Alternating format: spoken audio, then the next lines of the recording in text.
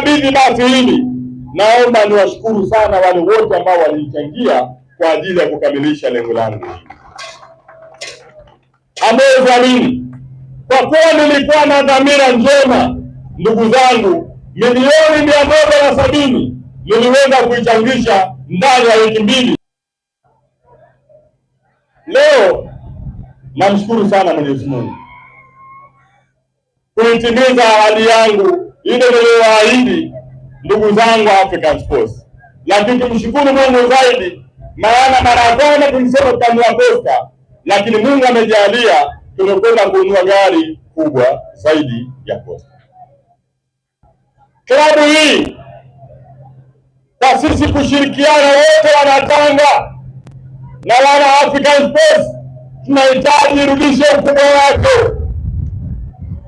Nimedhamiria tutahakikisha kwenye klabu yetu hii tutakuwa na jengo hapa angalau na ghorofa 3.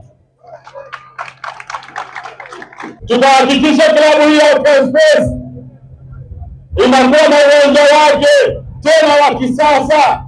Tukirudi ligi kuu, basi hii itakuwa kuendea mazoezini, tutanunua basi kwa nyingine yenye hadhi na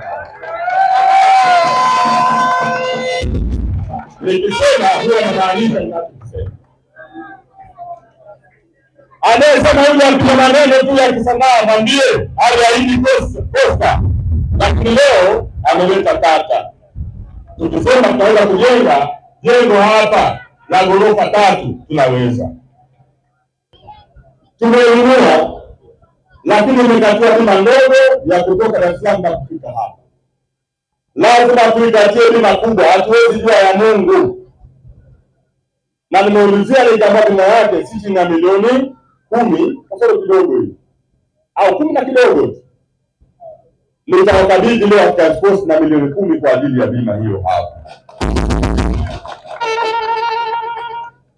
Lakini pia najua klabu yetu hii wachezaji sana wanakuwa wasafiri, baada ya kuwa basi tunalo kwa kuanzia, msije mkageza mafuta, nitawapa na milioni 20 leo hapa hapa.